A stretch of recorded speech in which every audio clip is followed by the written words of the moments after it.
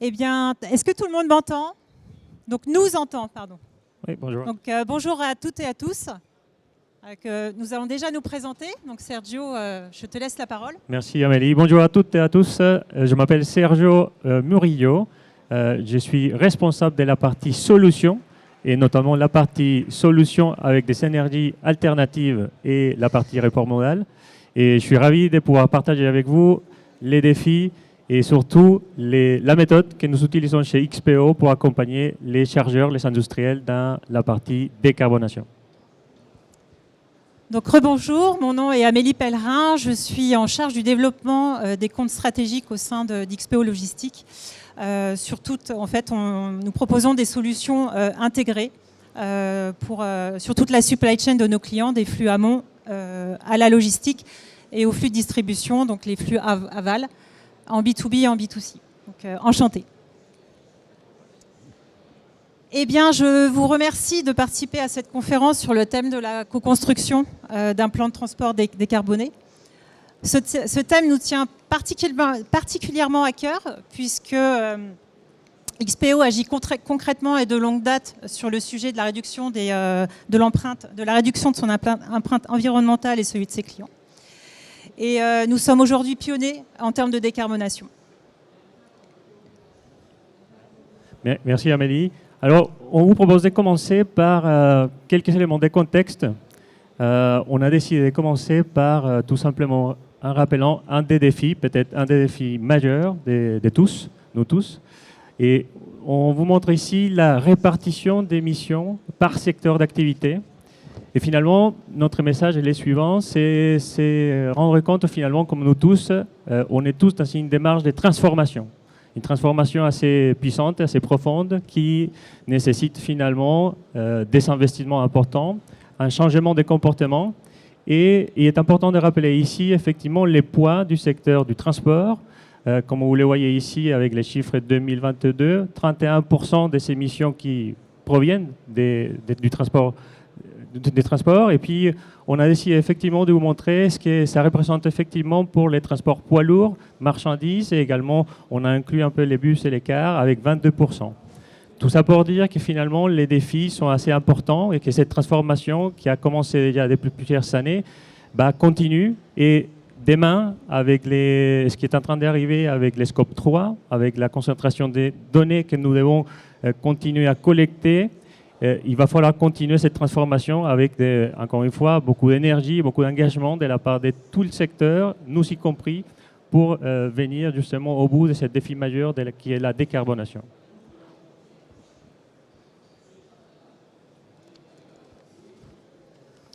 Donc là, on va évoquer effectivement quelles sont les contraintes que nous sommes prêts à accepter pour décarboner notre supply chain.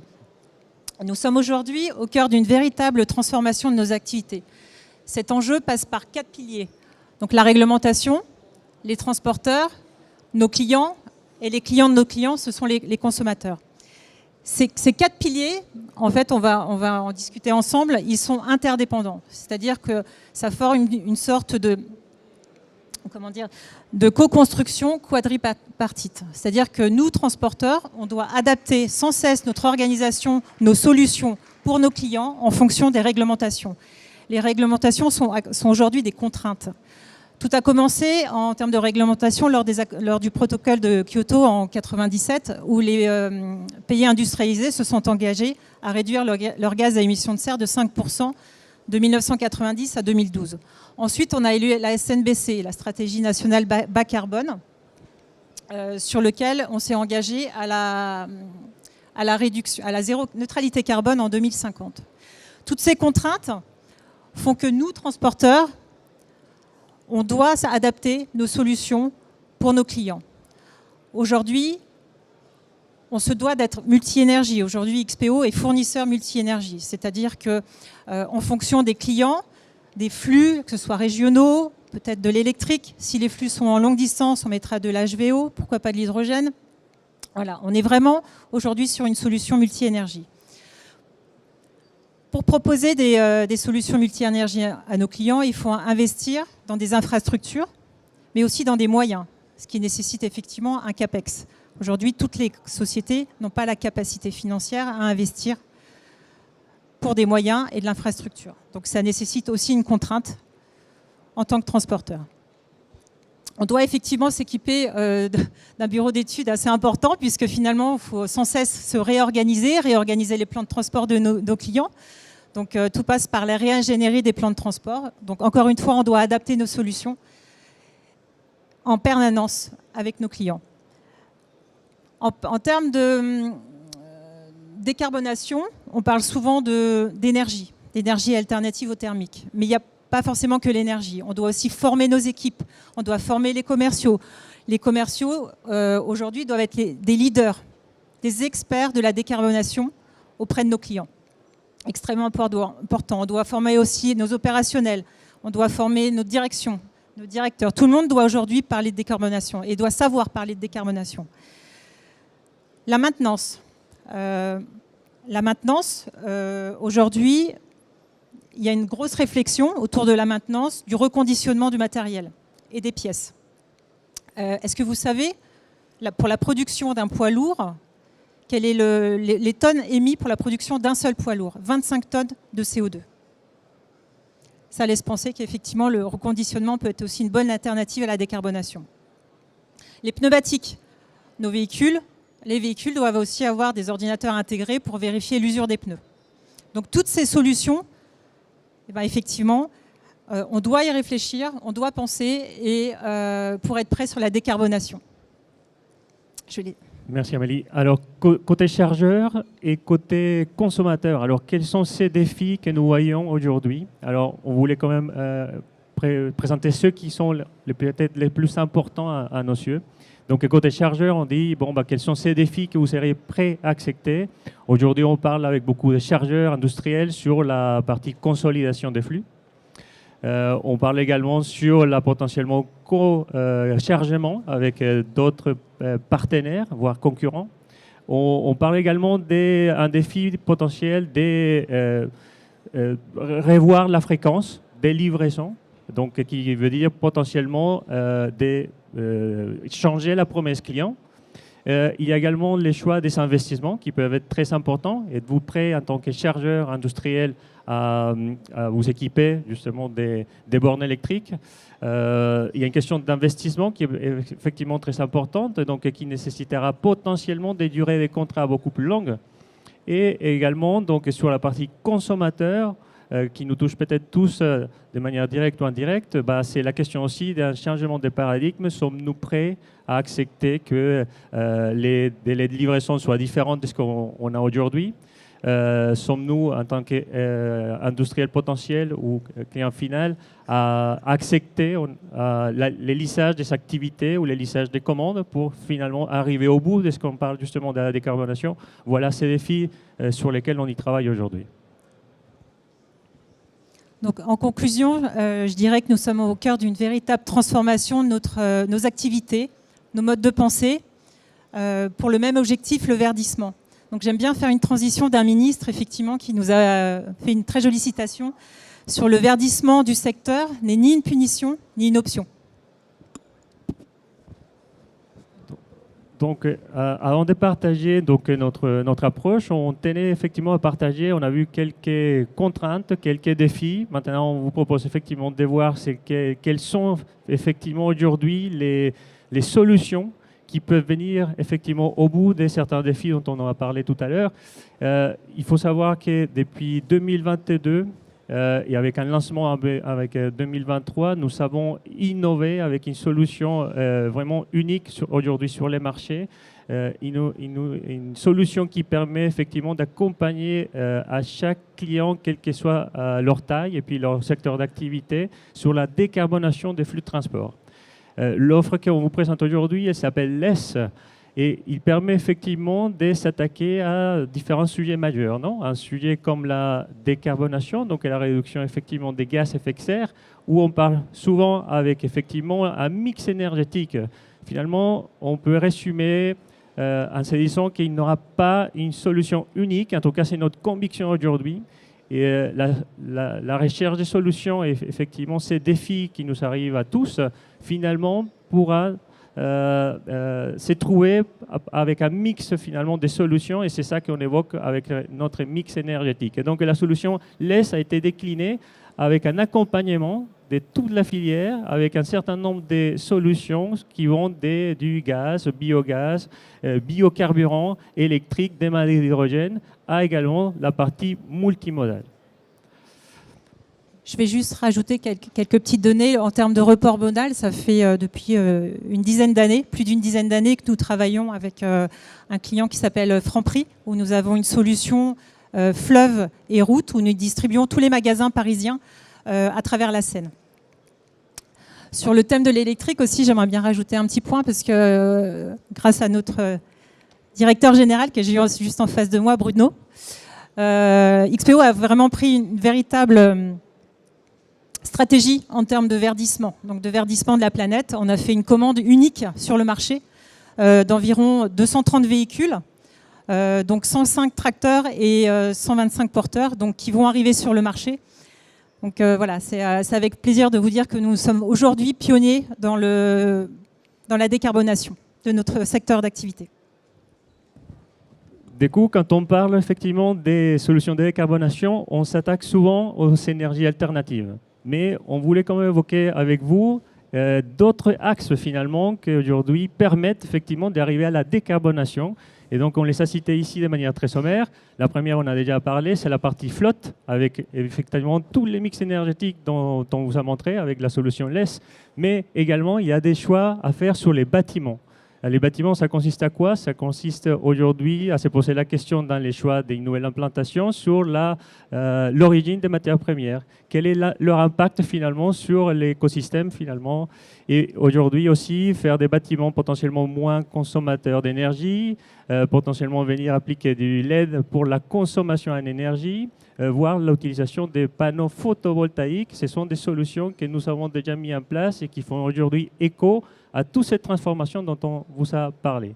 Une dernière chose aussi qu'on oublie souvent de mentionner, c'est cette partie potentiellement gestion des ressources, donc avec des actions concrètes qu'il faut mettre en place, comme la gestion des déchets, qui passe aussi justement comme des mesures qui vont permettre effectivement d'aider à cette notion de sobriété telle qu'on l'entend aujourd'hui et qui permettent effectivement de s'attaquer à d'autres sujets au-delà de la décarbonation.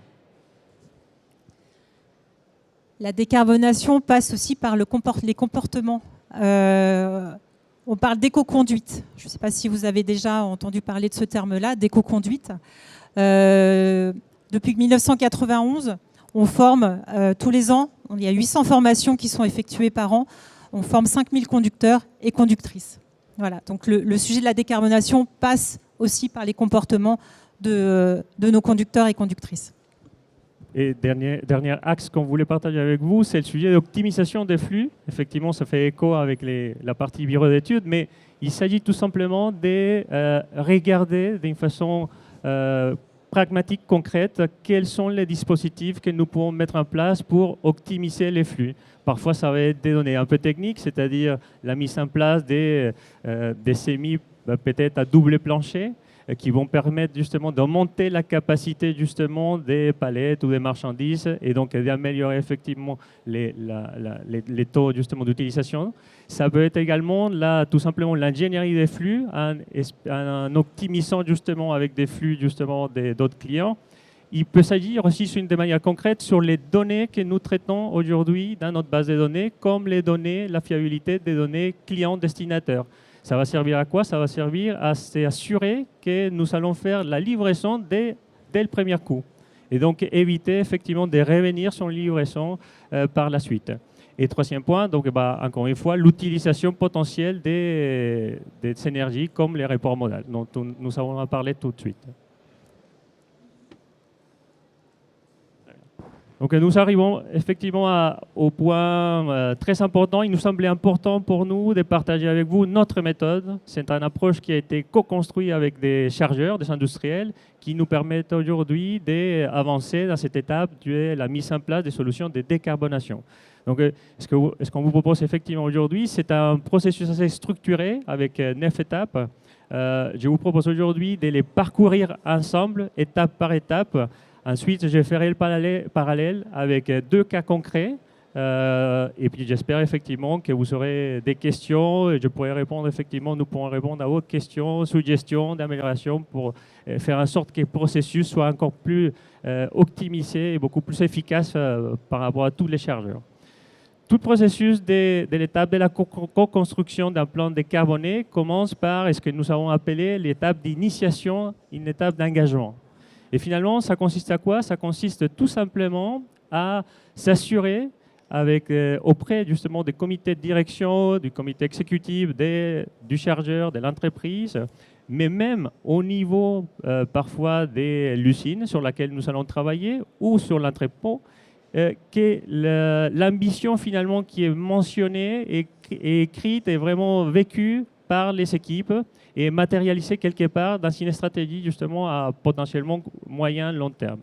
Tout ça pour dire effectivement que lorsqu'on arrive à cette définition de cette envie d'aller vers un projet de décarbonation, on définit potentiellement quelques scénarios en disant bon voilà le périmètre sur lequel nous pouvons travailler, périmètre 1, périmètre 2, périmètre 3, et nous allons tout de suite évoquer un sujet qui est très important et qui est clé dans la démarche de co-construction, c'est de se dire sommes-nous prêts en tant que chargeurs industriels et tout l'écosystème autour à finalement changer notre approche. Il peut s'agir des changements opérationnels, il peut s'agir des changements organisationnels et il y a aussi effectivement des changements financiers. Les solutions que nous allons mettre en place auront ces impacts et donc nous allons venir avec les industriels valider ces différentes hypothèses tout au long du processus pour être sûr que par rapport à l'ambition qui avait été définie au début d'aller vers une solution décarbonée, elle est toujours en phase par rapport à la réalité opérationnelle, organisationnelle et financière. Deuxième étape, la partie validation des changements. Tout simplement, ça consiste à quoi? Ça consiste à, une fois que nous avons défini le périmètre d'action, de venir valider de manière un peu plus précise quels sont ces types de changements organisationnels, opérationnels et financiers pour venir acter l'avancement du projet. Je vous donne un exemple. On travaille avec un industriel français. Il s'agit de transporter environ 1400 camions FTL par an entre la région PACA et la région Grand Est. À terme, 3000 camions, 3000 FTL par an, donc c'est un projet assez conséquent. L'ambition est vraiment vécue par l'exécutif, par les comités de direction, donc il y a une feuille de route qui est décrite avec des jalons très précis sur la démarche à suivre. Ils ont déjà fait des expérimentations, donc finalement il s'agit pour nous de venir choisir les périmètres d'action qui aura le plus d'impact. Plus d'impact au niveau des réductions de CO2, plus d'impact par rapport à la création des valeurs par rapport aux clients, etc. Et nous avons choisi donc un scénario, celui des PACA vers la région Grand Est, avec un engagement très important en termes de réduction des CO2. Un autre cas sur lequel les mêmes circuits, mais finalement dans l'autre sens, donc région Est vers PACA, un industriel français qui souhaite effectivement participer également donc, dans des projets d'aéroport modal. Donc là, c'est un projet ferroviaire et routier. Et finalement, lorsqu'on arrive dans cette étape d'initiation, de validation des changements, on commence à pointer finalement des changements organisationnels au niveau de l'usine de production. Il s'agirait tout simplement de potentiellement revoir des changements de production au niveau de l'usine pour ensuite des produits qui vont vers les grands exports. Ces changements-là peuvent être très impactants en termes potentiellement de changements de personnel au niveau de l'usine, en termes de gestion des process. Du coup, l'industriel, après des analyses et des ateliers de travail, décide finalement de prendre un peu plus de temps parce qu'il y a des changements importants à mettre en place chez eux. Et du coup, ils décident finalement de se donner 6 mois à 9 mois pour finalement changer la démarche à l'usine, revoir les choses avec leurs clients et potentiellement aussi un impact des gestions informatiques pour la gestion des commandes. Donc vous voyez tout de suite, on commence à repérer finalement si l'ambition qui avait été décrite, finalement, lorsqu'on commence à la matérialiser avec des données concrètes, ça vaut finalement la peine d'avancer avec potentiellement un engagement beaucoup plus précis des équipes. Troisième étape, donc un diagnostic. Un diagnostic qui consiste à quoi? Accompagné par des chefs de projet, des chargeurs, des industriels, nous savons finalement vérifier l'état des infrastructures, soit internes, soit externes. Il peut s'agir des infrastructures ferroviaires ou portuaires, ou tout simplement au niveau des suicides, vérifier finalement est-ce que c'est possible d'utiliser les infrastructures que nous avons au niveau de l'usine. Si oui, bon, finalement, quels seraient les délais et finalement les investissements à mettre en place pour remettre en état des infrastructures ferroviaires, par exemple. Et on commence finalement à dessiner quel serait, par rapport au scénario qui a été défini en amont, potentiellement ces infrastructures qui vont nous permettre d'avancer dans un projet de report modal ou de décarbonation. Port public, un port privé, j'arrive dans un partenaire industriel ou dans un opérateur combiné, et ça arrive dans un prestataire de transport logistique, etc., etc. Donc, ensuite, il y a cette quatrième étape d'élaboration de la solution. Donc, il s'agit de quoi? Il s'agit de commencer à travailler avec des données beaucoup plus précises, la façon dont nous allons finalement opérer cette transformation de décarbonation. Donc là, il s'agit pour les équipes d'ingénierie, dont je les représente, d'analyser les données pour dire, bon, finalement, nous allons construire vraiment un plan de transport décarboné, et ça représente ça en termes de délais, ça représente ça en termes de changement opérationnel, ça représente ça en termes d'investissement, et ça représente ça en termes des finances. Et donc, on vient finalement évaluer et présenter aux chargeurs, aux industriels, les différents scénarios qui vont permettre de faire les choix les plus importants en termes d'équilibre financier, mais décarbonation, en termes d'impact organisationnel, mais aussi coût, etc.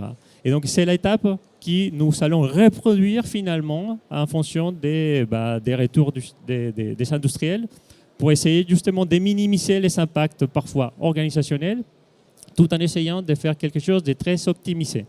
Cette étape est très importante. Dans la plupart des cas, les industriels, les chargeurs ont des produits, des flux à gérer dans un sens, et c'est dans cette étape-là que nous allons chercher à balancer les flux dans l'autre sens, soit avec des partenaires, soit avec d'autres industriels, soit avec des flux du client. L'objectif est tout simplement de faire que l'équation économique et opérationnelle soit le plus équilibrée possible.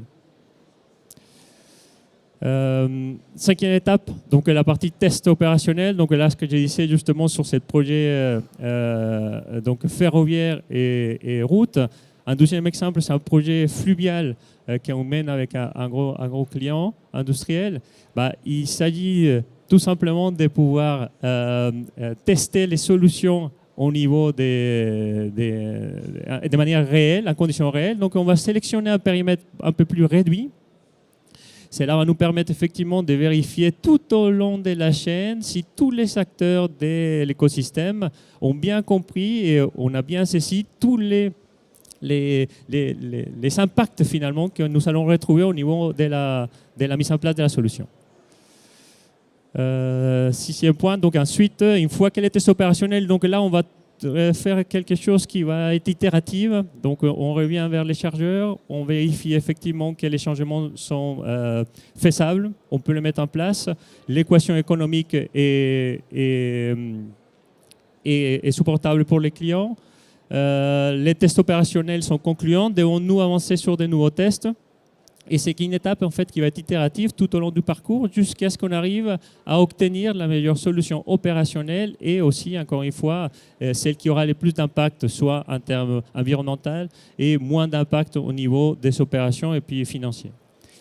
Et cette étape d'accompagnement au changement, c'est-à-dire que nous sommes aux côtés des chargeurs pour les accompagner tout au long de la mise en place des solutions de décarbonation. Comme vous l'avez compris, dès ces premières réunions des lancements avec les comités de direction, nous sommes là pour expliquer la démarche, pour accompagner la démarche et surtout pour expliquer justement la feuille de route finalement que nous avons construite pour finalement peut-être rassurer avec tout l'écosystème et permettre effectivement à chacun de se projeter dans les temps qu'il faut pour la mise en place des solutions de décarbonation.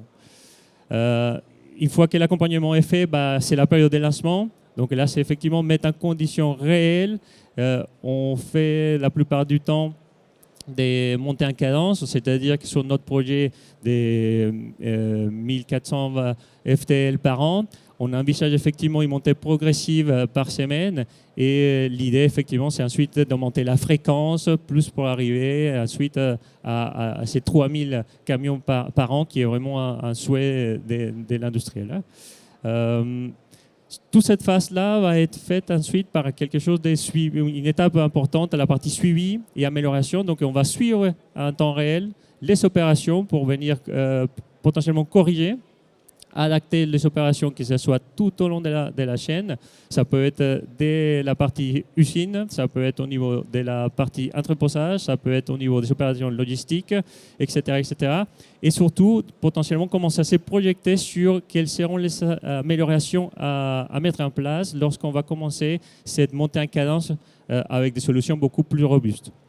Et pour finir, donc là, cette partie d'analyse et retour d'expérience. Donc, une fois que le projet arrive à son terme, on se donne tout de suite en fait des étapes d'analyse de la donnée et surtout un retour d'expérience qui nous permet d'avancer sur des choses, se projeter justement sur la suite à donner.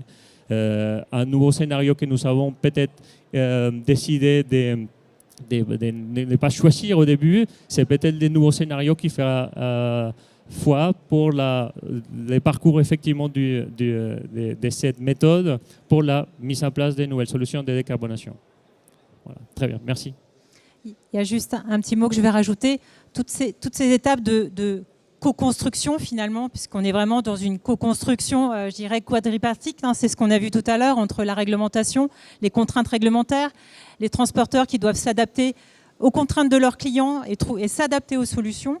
Nous, XPO, effectivement, on travaille aussi bien avec des PME qu'avec des grands groupes industriels. Mais l'enjeu doit être le verdissement de la planète et doit être porté au plus haut niveau dans l'organisation avec une réelle stratégie de décarbonation. Voilà. On a fini ? Oui, très bien, oui, merci. N'hésitez pas, si vous avez des questions, on y répondra. Merci à tous. Ouais. On vous a laissé quelques explications de chaque étape, comme ça vous pourrez potentiellement interagir. Si vous avez des questions, n'hésitez pas. Est-ce que... merci à tous. Oui.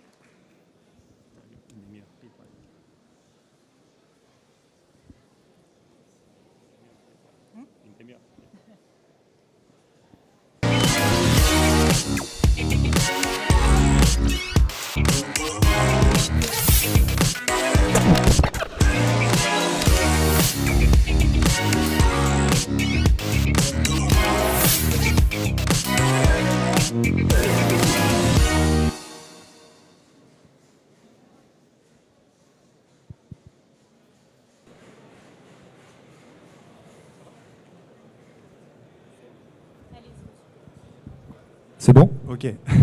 Pardon. Bonjour, merci pour cette présentation. Moi, c'est Antoine, direction commerciale Renault Trucks France.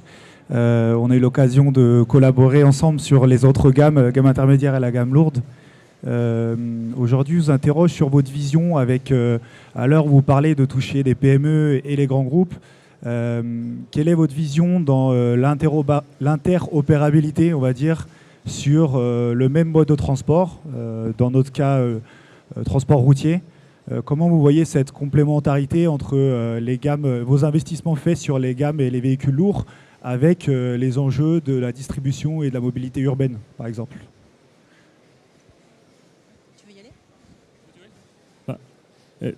Ouais, mais merci pour la question. Donc, notre vision, comme on a partagé au début, c'est une vision des mix énergétiques. C'est-à-dire qu'aujourd'hui, nous poursuivons les investissements justement dans cette transformation majeure dans la partie électrique, tout en étant vigilants de garder un équilibre justement sur les différentes solutions que nous pouvons proposer aux clients pour répondre à tous les différents enjeux.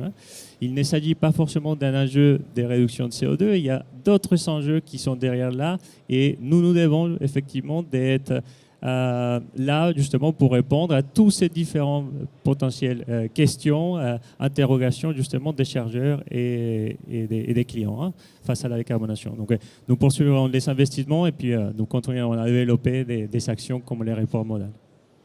Et si je peux ajouter quelque chose, chaque client avec qui on travaille dans les étapes de la décarbonation, en fait, a ses propres contraintes, c'est-à-dire ses propres flux. Il y a des flux qui sont régionaux, il y a des flux qui sont plutôt sur de la longue distance. On ne va pas utiliser le même carburant, la même source d'énergie, sur des flux régionaux ou sur des flux de longue distance.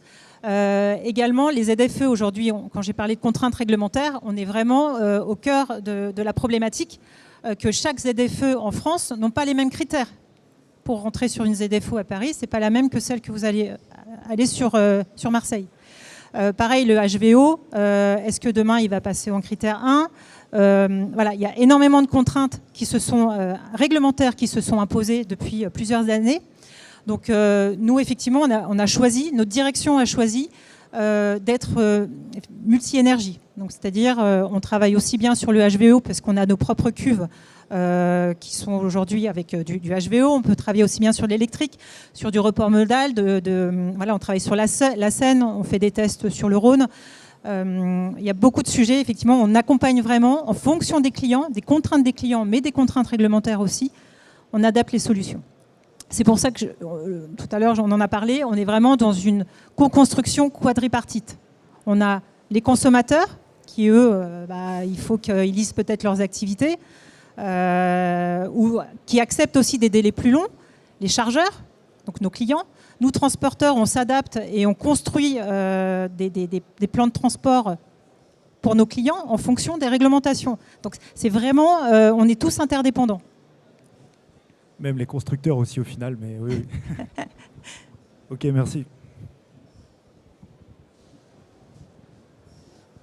Oui, merci pour toutes vos explications. Je me demande jusqu'où vous pouvez remonter dans la chaîne de valeur, dans la réflexion de l'entreprise, puisqu'on sait bien que le transport le plus vert, c'est celui qui n'a pas lieu. Réduire le besoin à transporter, c'est le premier levier opérationnel d'une direction supply chain ou d'une direction générale. Aller négocier avec telle catégorie de clients, de réduire les fréquences de livraison par exemple, ce sont des choses qui sont éminemment difficiles à faire pour un transporteur. Comment est-ce que vous vous situez dans des discussions qui ont plus d'impact en fait pour la décarbonation d'un chargeur que le fait de transporter de façon plus vertueuse? Et j'inclus là-dedans effectivement le transporter moins, le mutualiser beaucoup plus, travailler sur les taux de remplissage avec d'autres transporteurs de manière à regrouper, notamment sur le last mile delivery, etc., etc. Jusqu'où va votre pouvoir d'action, voire d'influence dans ce genre d'exercice? Donc, merci pour la question, c'est super intéressant. Effectivement, et là, c'est de manière personnelle, évidemment, que je réponds aussi.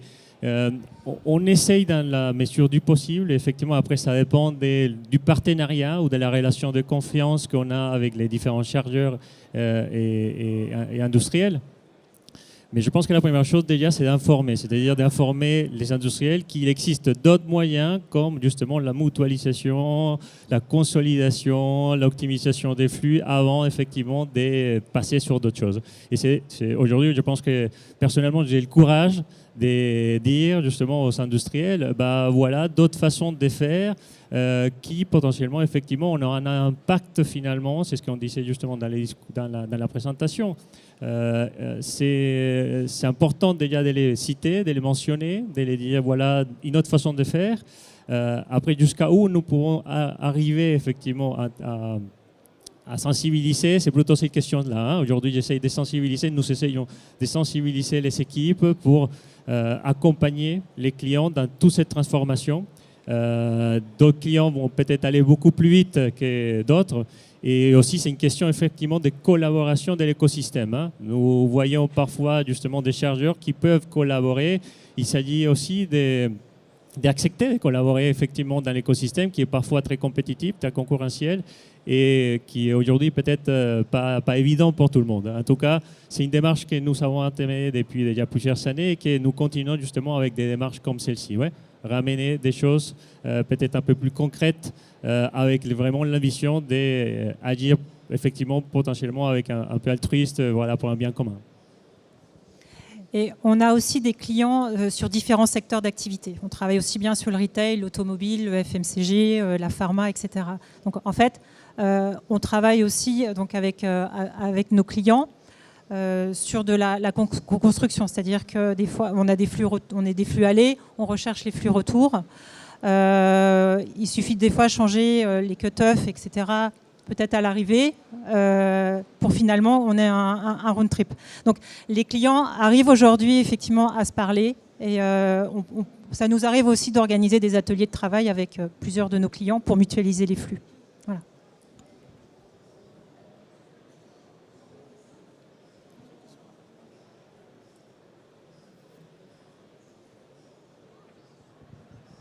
Merci. Christophe Girardot, Total Energy. Comme la plupart des opérateurs majeurs de transport, je crois que vous pratiquez assez largement la sous-traitance. Comment arrivez-vous à associer vos sous-traitants dans cette démarche vertueuse et dans la construction et la réalisation de cette transformation ? C'est une excellente question. Et c'est vrai que c'est un des enjeux majeurs effectivement du secteur. On parle effectivement en comité de direction de comment accompagner finalement tout ces écosystèmes finalement qui n'ont pas forcément potentiellement les mêmes moyens. Lorsqu'on parle justement d'un tracteur électrique qui coûte 3-4 fois plus cher, comment un petit transporteur va finalement pouvoir accompagner la transition?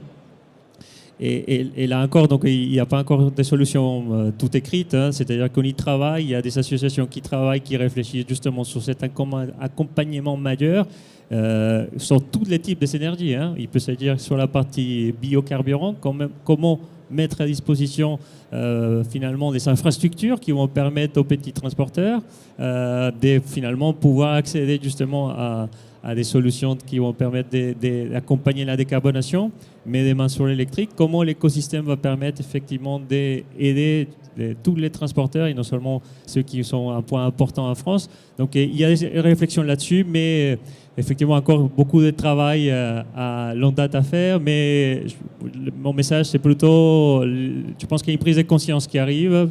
Maintenant, peut-être qu'il faut accélérer. Et on continue en tout cas effectivement de penser à tout notre écosystème. Hein. C'est un écosystème qui nécessite effectivement de l'accompagnement dans cette transformation encore majeure que nous sommes en train d'opérer. Notre core business reste quand même, on a une flotte de véhicules assez importante sur le marché. Mais on travaille aussi avec des petits transporteurs, des transporteurs régionaux, et on ne peut pas ne pas travailler aussi sans eux. Donc on est vraiment sur un mix énergétique, mais aussi sur du thermique, il faut se le dire aussi.